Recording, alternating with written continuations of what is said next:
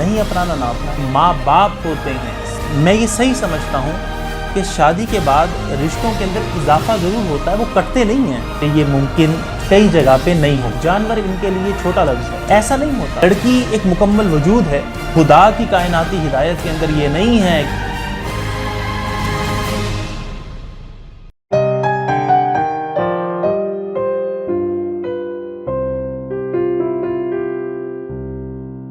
بسم اللہ الرحمن الرحیم۔ آج کا پیغام یہ ہے کہ اگر اپنانا ہے تو پورا اپنائیں، آدھا مت اپنائیں۔ نہیں اپنانا نہ اپنائیں، اپنانا نہیں چاہتے تو مت اپنائیں، لیکن یک رنگے ہو جائیں۔ اختلاف جو ہوتے ہیں وہ ہوتے بھی رہتے ہیں، وہ نبٹتے بھی رہیں گے، لیکن لڑکی کا میکہ مرد کا گھر ہے اور مرد کا عورت کا گھر ہوتا ہے۔ حقیقت میرڈ لائف کے اندر یہی ہے۔ میں نے کبھی ساس اور سسر کا لفظ آنٹی اور انکل کے لیے استعمال نہیں کیا، اور ایسا نہیں تھا کہ میں کوئی مصنوعی طور کے اوپر ایسا کر رہا تھا، بلکہ صحیح بھی یہی تھا اور میرا مزاج بھی یہی تھا۔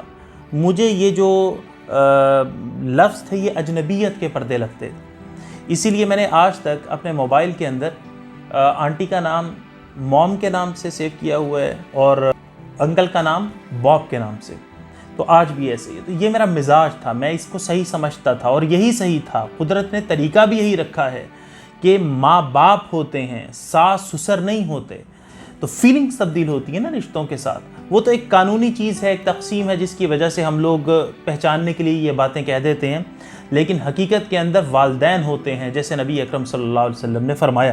اس لیے تحریم کئی دفعہ ایسے ہوتا کہ مجھے چھیڑنے کے لیے دوسروں کے سامنے یہ بلاتی کہ یہ دیکھیں آپ کے داماد نے یہ کہا ہے، اور میں بڑا چڑھتا اس چیز سے، تو وہ مجھے چھیڑا کرتی کہ دیکھیں آپ کے داماد نے آج یہ بات کہی ہے، یا آپ کے ساس یہ بات کہہ رہی ہیں، آپ کے سسر یہ بات کہہ رہے ہیں۔ مجھے یہ بھی یاد نہیں ہے کہ میں نے کبھی تحریم کو دوسرے گھر جانے سے روکا ہو۔ وہ جب چاہتی جاتی، جب چاہتی واپس آتی، ان کی اپنی مرضی سے۔ مطلب اسی طرح تحریم نے گھر کو اون کیا۔ میں یہ صحیح سمجھتا ہوں کہ شادی کے بعد رشتوں کے اندر اضافہ ضرور ہوتا ہے، وہ کٹتے نہیں ہیں، مائنس نہیں ہوتے ہیں۔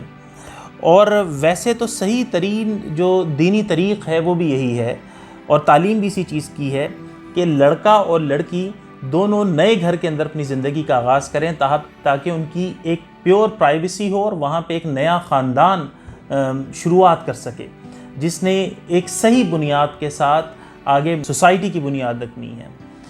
لیکن ہماری سوسائٹی کے اندر مختلف وجوہات کی بنیاد پہ یہ ممکن کئی جگہ پہ نہیں ہو پاتا۔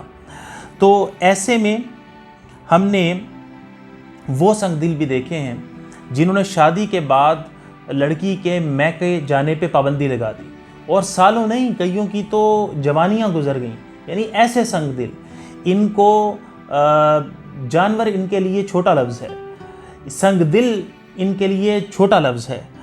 تو پلاسٹک کی ناک کی طرح لڑکی کو کنٹرول کرنا چاہا، اور جو لڑکی ہے یا جو لڑکی کے گھر والے ہیں وہ سہاگ بچانے کے لیے، گھر بچانے کے لیے، یہ جو ہمارے یہاں پہ عجیب خرافات موجود ہیں، کمپرومائزز پہ کمپرومائزز کرتے چلے گئے، ناجائز، اور پوری زندگی اسی طرح سے آنسوؤں کے اور آہوں کے نام کر دی۔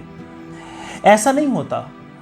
لڑکی ایک مکمل وجود ہے، یعنی جس کے نام کے ساتھ شوہر کا نام لگانے کی فضول حرکت ہے یا اس کو لازم سمجھنا، یہ بھی بر صغیر کی جہالت کی ایک شاندار قسم ہے۔ خدا کی کائناتی ہدایت کے اندر یہ نہیں ہے کہ لڑکی کے ساتھ اس کے شوہر کا نام بھی آئے۔ اس لیے تحریم نے جب شروع کے اندر اپنے نام کے ساتھ تحریم ثمر کرنا چاہا پورے نام کو، تو میں نے انہیں روک دیا تھا کہ خدا نے آپ کو مکمل آزاد وجود کے ساتھ پیدا کیا ہے، آپ کی علیحدہ مکمل کردار ہے، علیحدہ اکاؤنٹیبلٹی ہے، پوچھ گچھ ہے۔ آپ میری طفیلی نہیں ہیں، میری پیراسائٹ کے طور پہ پیدا نہیں کی گئیں، اس لیے اپنی پوری شخصیت کے ساتھ جئیں۔ تو جہاں آج یہ دو باتیں ہو گئیں کہ جہاں لڑکی نے ساری زندگی گزاری ہے، عمر گزاری ہے، اور ابتدا سے جوانی تک گزارا ہے، وہاں وہ گھر کٹتا نہیں ہے، بلکہ زندگی کے اندر شادی کے بعد صرف ایک نیا موڑ آتا ہے اور اس کو مینیج کرنا ہوتا ہے۔ کپل لائف کے اندر ایک نیا ٹرن ہے جس کو اب نبھانا ہے اور آگے زندگی کو چلانا ہے۔ اس لیے یہ پیغام دیا ہے کہ جان کے جیو اور اپنا کر جیو، خوشی پھیلا کے جیو، خوش رہ کے جیو، معتدل رہ کے جیو۔ یہ اور بات کہ آندھی ہمارے بس میں نہیں، مگر چراغ جلانا تو اختیار میں ہے۔